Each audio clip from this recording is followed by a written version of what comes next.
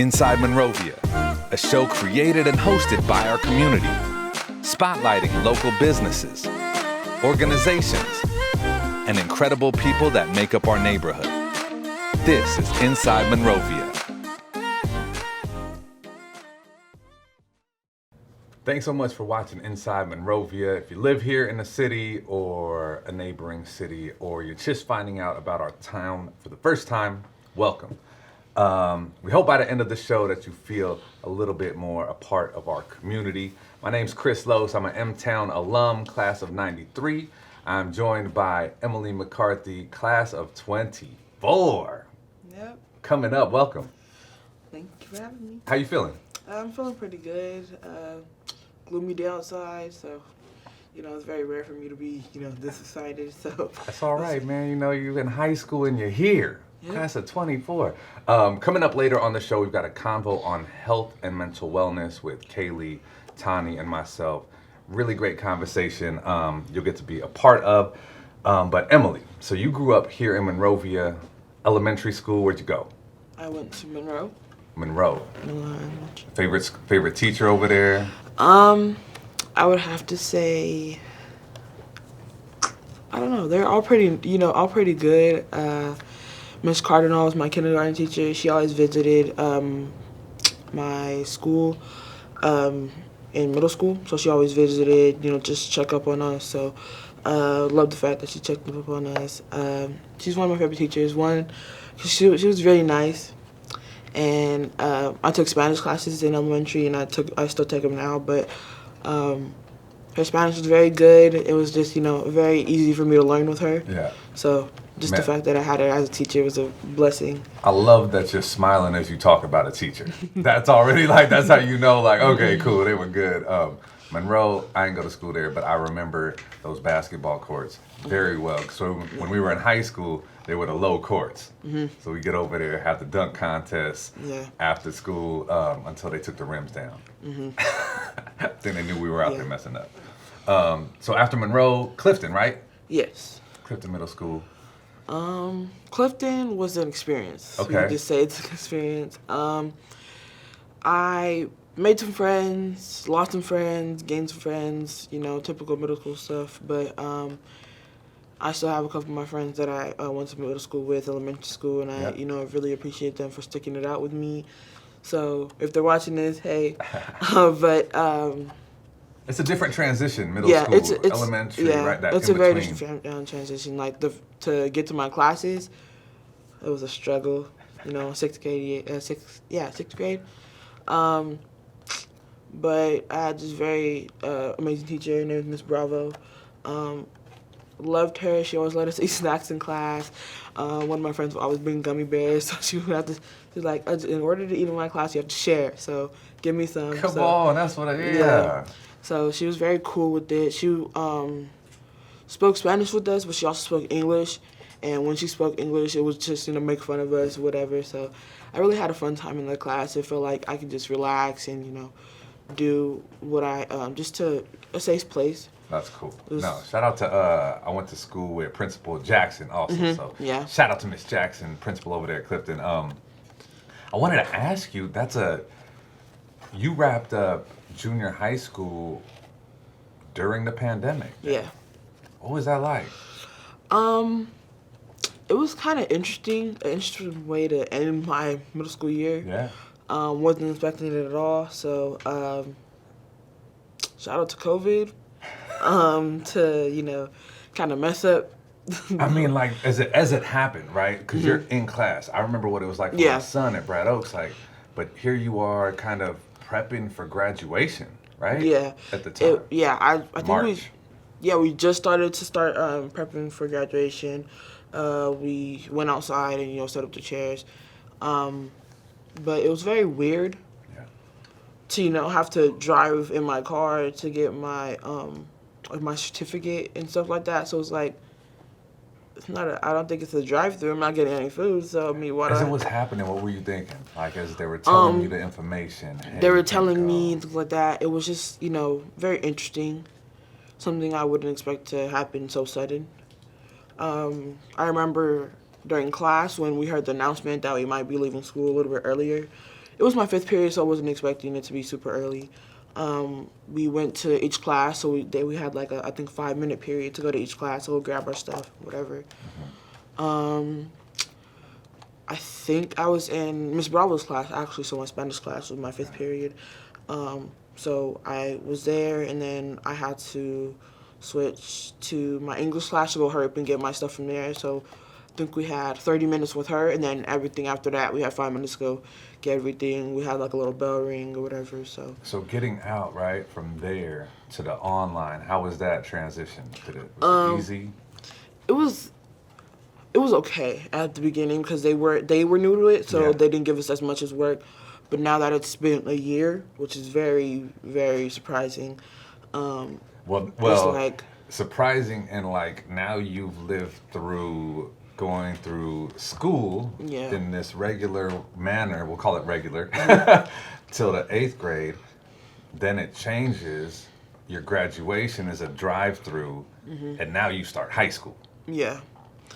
It's something I wouldn't expect from my first year of high school. You know, since everybody had that, oh my God, I'm in high school now experience. I'm just had that, I'm in high school and I'm at home. That doesn't make any sense, you know? So it was different. I can get why we had to stay home because of that. I can Right. adjust to that. I'm not one of those Karens to say, why do I have to be home? Da, da, da. So I'm adjusting to it slowly Yeah. but surely. So it's a little bit different. Yeah. I'm still doing sports for school, so that's a way for me to interact Dope. with people. I'm still going to see my friends a little bit. I went to my friend's birthday party, I think the last week. It was a drive-by, and then I got to stay for a little bit.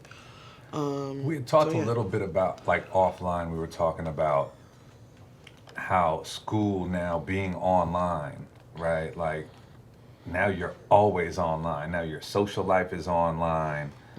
Your school is online. Hanging out with friends is online. What's that been like for you? Well, it's, since my social life is a little bit online, I do, communicate with my friends like that, so I still have it and so that. I do have their numbers. It's not so different to communicate online since we've been doing it for more than 20 years. Okay. So it's not as different as you would probably think it would be, but I think my thought was like, not to cut you off, but more you had your friends at school that you chop it Yeah. up with and hang with, and then you can go online and you can still connect Yeah. with them.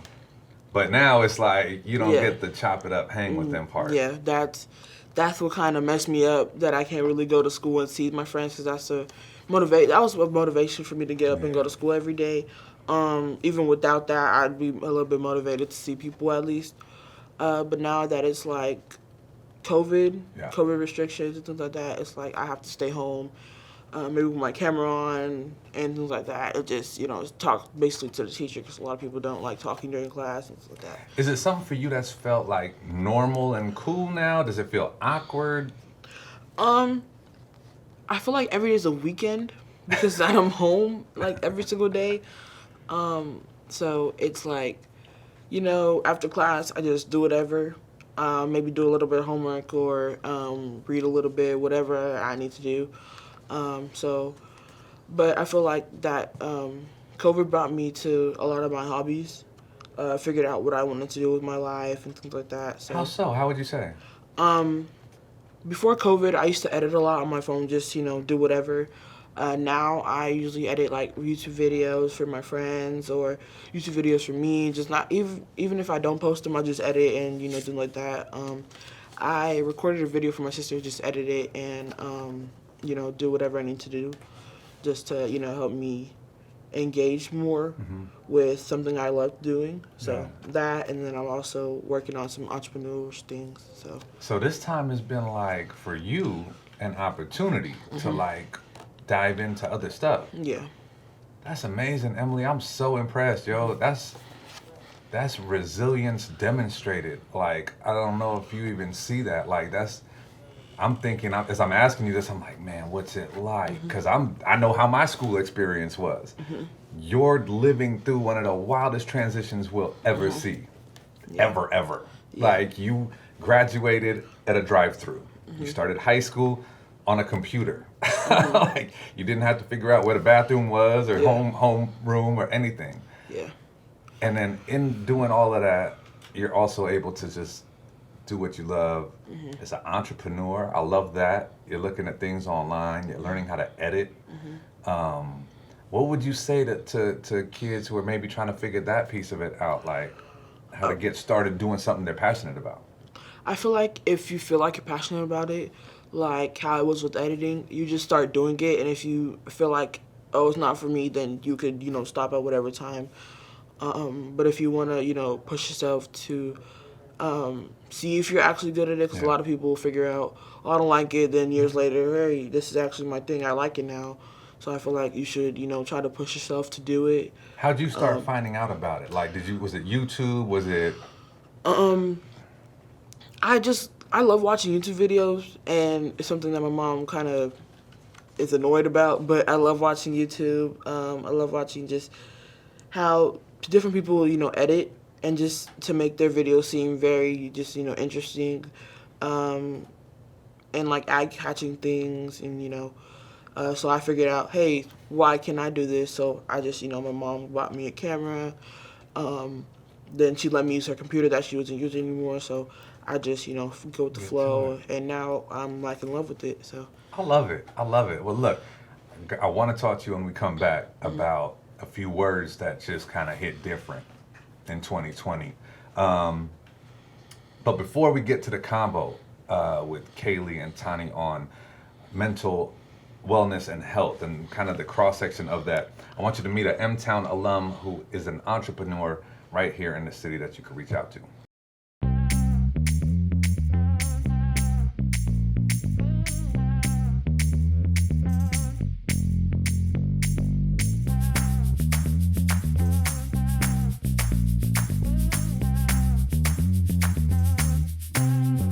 Hi guys, my name is Dane Nelson.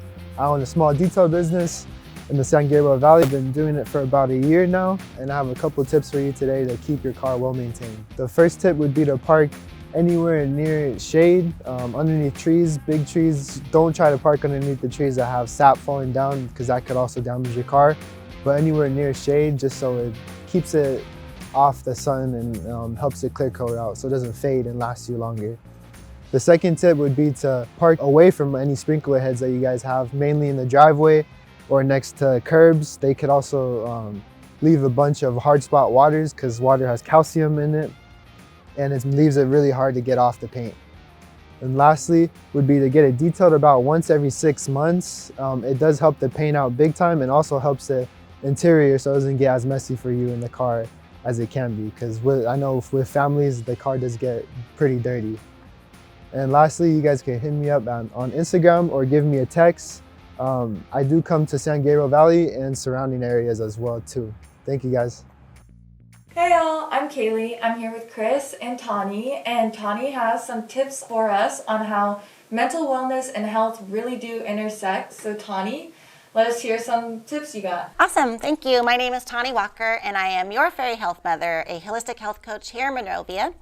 And there's so much to talk about with health and wellness, but I want to start with our gut health. We've all heard about it. Hopefully, you know a little bit about it, but it is definitely kind of a new focus when it comes to health and wellness. So we all have what's called our microbiome.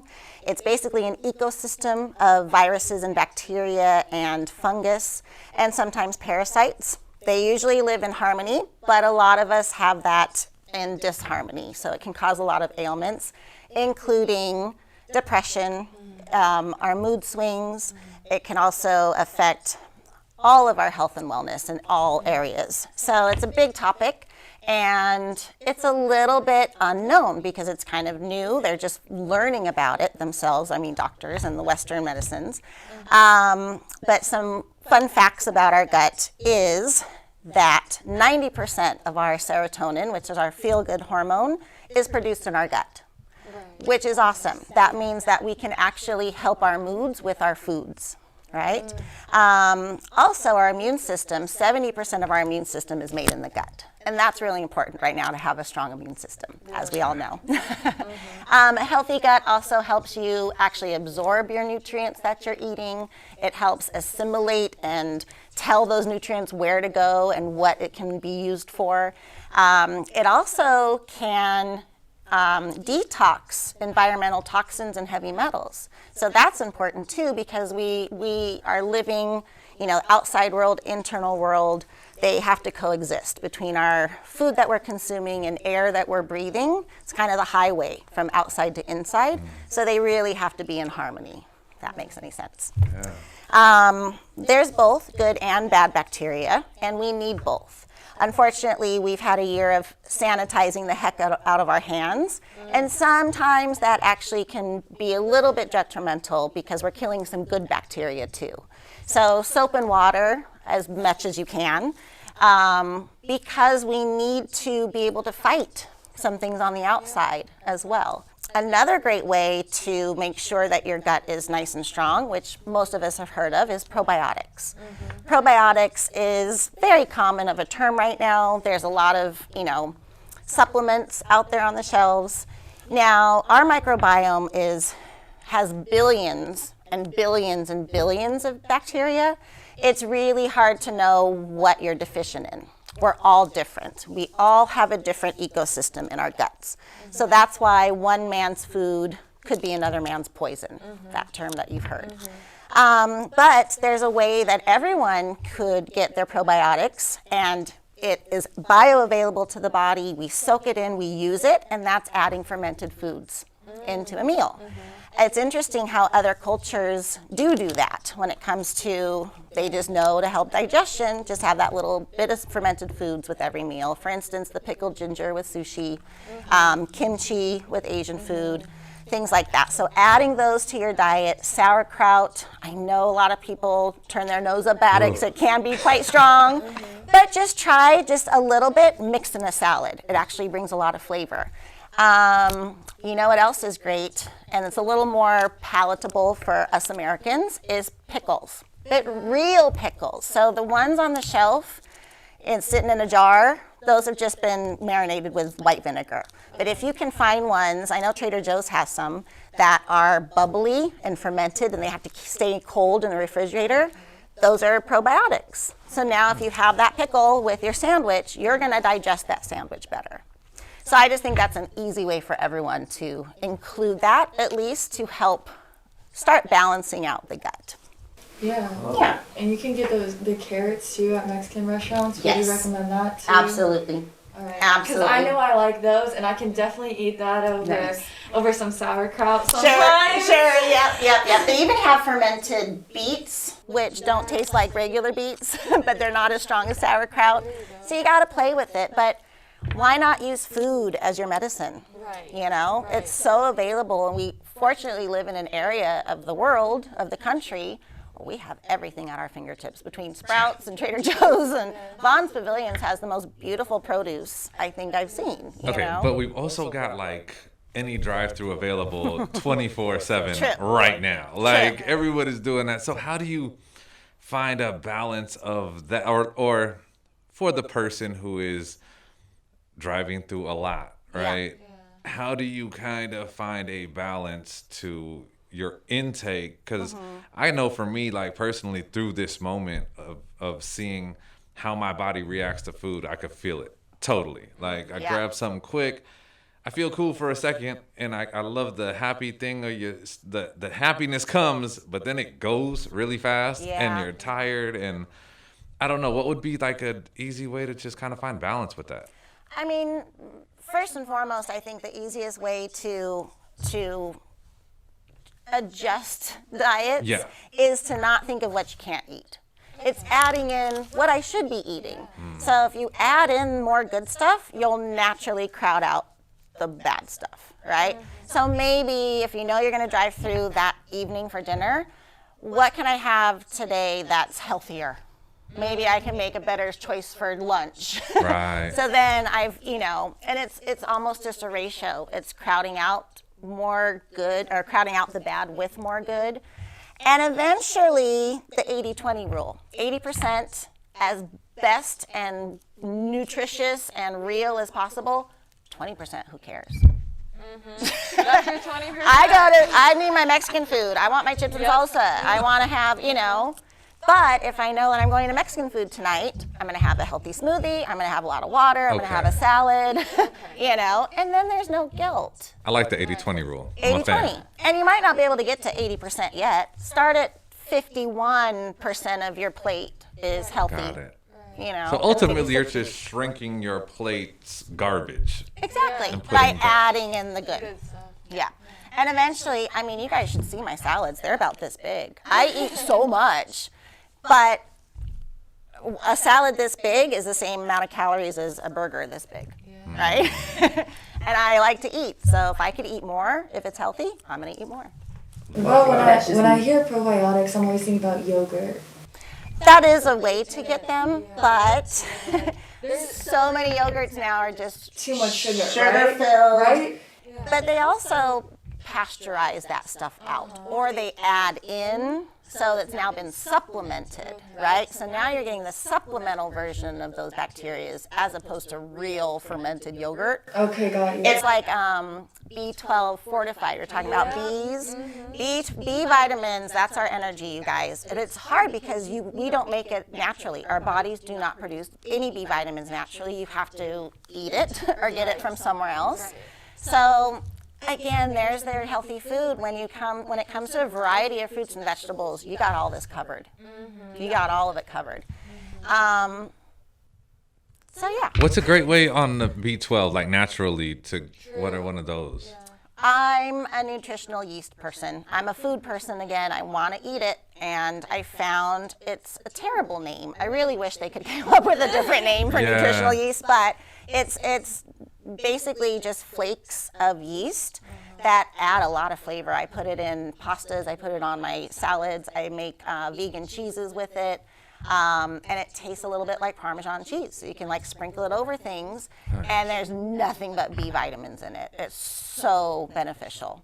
So beneficial. Tani, we went to high school together. Yes, we did.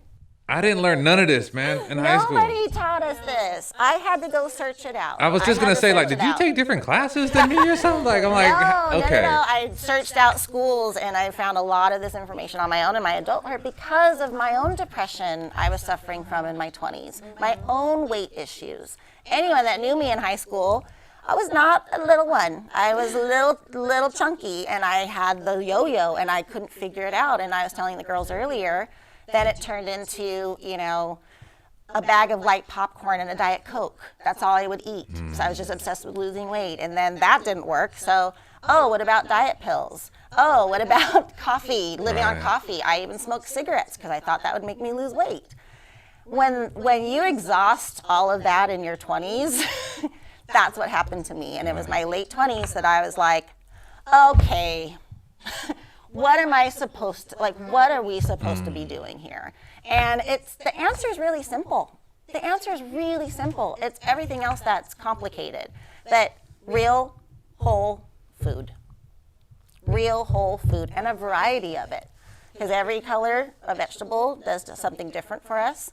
We need lots of healthy fats. The fat-free 90s didn't do us any favors. Especially women, we need fats to make hormones. So if you have a low-fat diet, don't expect your hormones to be regulatory or regulated at all. So it's just lots of nuts, lots of avocados, healthy oils. Okay. I could do that. Yeah, and be careful of the more, processed oils, which is used in fast food, that's when you start getting inflammatory things as opposed to beneficial things. Thank you so much for bringing the basic answers. That's what you're providing to us. And I think it's things that we never learned or we didn't know. So, audience, if you want more information to learn more about this, how can they get in touch with you, Tani? So the best way would probably be social media at this point. I am at Your Fairy Health Mother on Instagram and Facebook. I am under Gitana Walker. Hopefully I see you there.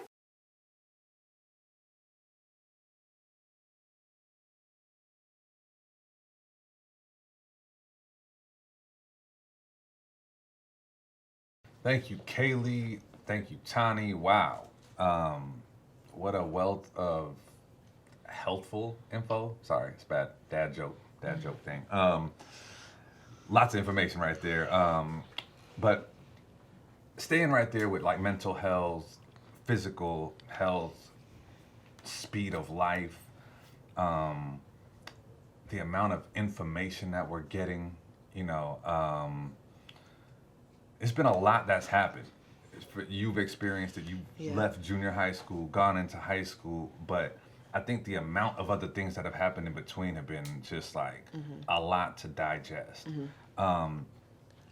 We had talked about these 3 words that impacted you differently in 2020. If you could tell me where you were at and what your thoughts were as you heard the words Black Lives Matter. Well, they've always mattered, and it's just now that it's become a trend to certain people. Then now they. When was it for you? Like, where was that like? Was there a moment, or was it just like you kind of heard it? I've heard it. Then I heard about the George Floyd situation. Then I heard about Breonna Taylor. Then I heard about all these ones in the past that we've just let go. And now that I'm thinking about it, it's like we shouldn't have done that. We need to spread awareness for it, and it needs to be Black Lives Matter because they do matter. Along with other lives, we have Hispanic lives matter, we have Asian lives matter, Muslim lives, Nigerian lives matter, all of those stuff, and the fact that we have to basically scream for people to notice it is very outrageous. So what was it like for you being a young Black lady? How do you feel, and like what's it like for you? Well, part of it is, being Black. It's now that I have friends of different races. Like, some of them, they're not my friends anymore, but some of them I said, oh, can I say the N-word? You're Black, so I just wanted to know if I could say it. It's like, no, it's not really something I say for myself, so I wouldn't want other people saying it as well. You said that there were some friends that you had and some that you don't have anymore. Yeah. Was there reasons for this that Reasons for this and reasons for other reasons, just just to let people that have not impacted me in my life let go. I've learned that God brings people in my life to teach me a lesson. So that lesson was to find the friends who have stuck with you since day one. So part of the reason is that, and the other reason is racist, like just being racist as well. So I've had a couple friends who've called me the N-word and things like that, have basically told me to go back to my country, and I'm just like, well, I live here, so where do you want me to go? really? And part of it is the reason that because of hundreds of years ago, I've learned that we don't know where we come from because of slavery, things like that. So it's like I don't know where I come from because of people like that. Wow. For your whole, like, as you look at your school and your other peers that are affected, like, have you seen has this caused a weird thing at school? Has it brought kids closer together to like kind of unite, or what's the vibe been like on campus? It's or online, I should say. Being at a predominantly white neighborhood and things like that, I've learned to adjust to that. People, my family in LA called me whitewashed, whatever. They could call me whatever. I know it's not offensive, they just want to be funny, so I don't really take that as a joke. But when people of not of color call me whitewashed, it's like you're calling me you, and I'm not you. I was like, it's not okay. I'm who I am, and I'm not going to change for anybody else. So, what's it different like the cultural difference, right? So you got family in LA, family here in Monrovia. See, I understand that also, and I don't know if people here in Monrovia understand like what it's like to be colored in Monrovia as opposed to colored in Los Angeles. Yeah, colored in Monrovia is just being, over here. I heard there's a Trump rally. I was like, I'm not a part of that, so I'm just gonna stay home. I stayed home that day. They were, abusing people, I heard. So I, stayed away from that. But being black in LA is basically being with your people. I feel like so. When I go to LA with my mom, because I go visit her family. Some of my family from my dad's side live in LA as well.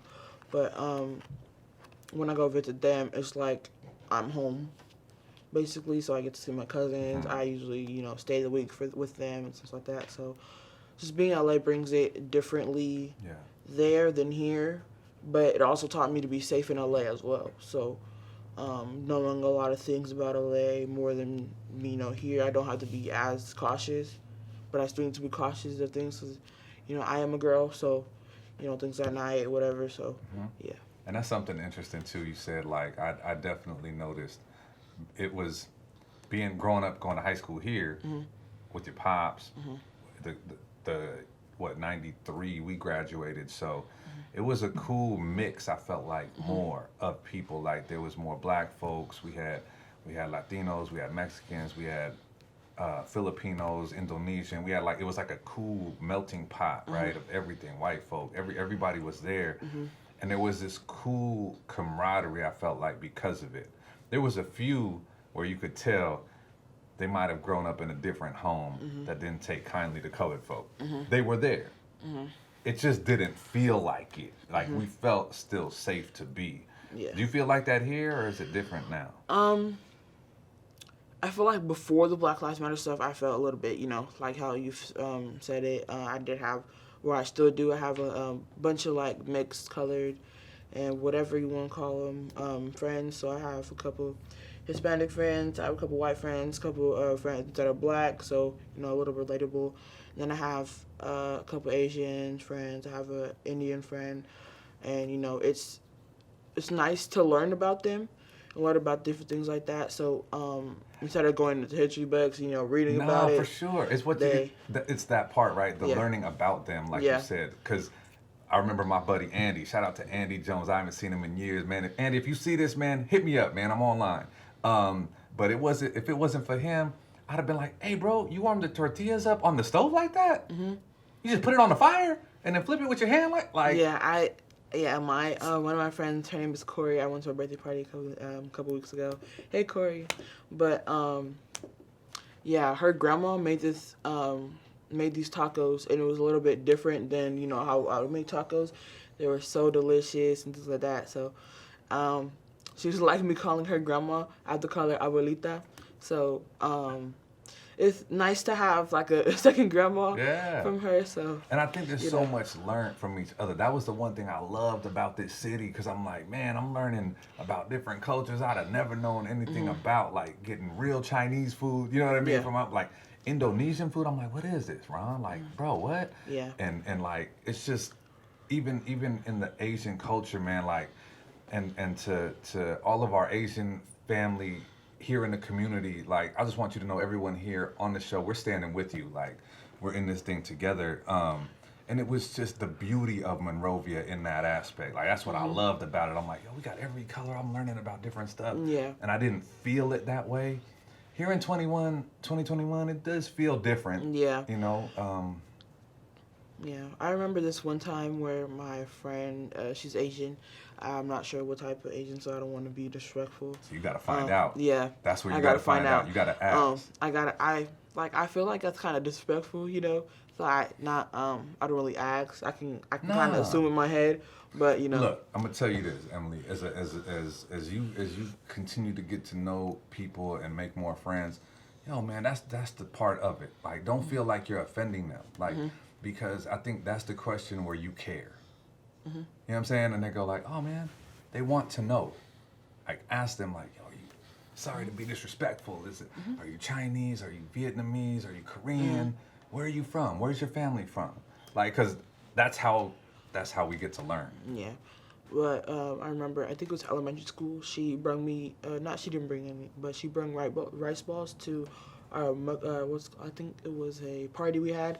They were so delicious. After that, I fell in love with rice, period. So now I eat rice with everything, and my mom can't stand it. Come on, I had rice with everything growing up. That was just our house, though. Yeah, I forgot. She put soy sauce and like some vegetables on top of it. It was so good. So like, See, Yeah. so Sesame your pop seeds. knows, and like a lot of my friends that I went to high school with know. You come to the house, my grandma's gonna have some rice and probably some type of curry of something, chicken curry, lentil curry. Something will be there. But look, you're making me hungry right now. Let's stop the food talk. If you could see something different here as we kind of look at 2021 and move into 2022 in a mind frame of what you'd like to see happening with everything going on with Black Lives Matter and the Asian hate that we're seeing, what would you like to see? I just want to see like some form of alliance, just something that can bring us together, something we can all find in common, just to bring us together. Right now, it's a lot of negative stuff. So I want to find we can all find some positive stuff that we all have in common. So just to form something that we can all stick together, things like that. That would be something we could possibly see. I think we should do it around food. Yeah, most likely. Yeah, I mean, everybody can eat. I feel like everybody would love that.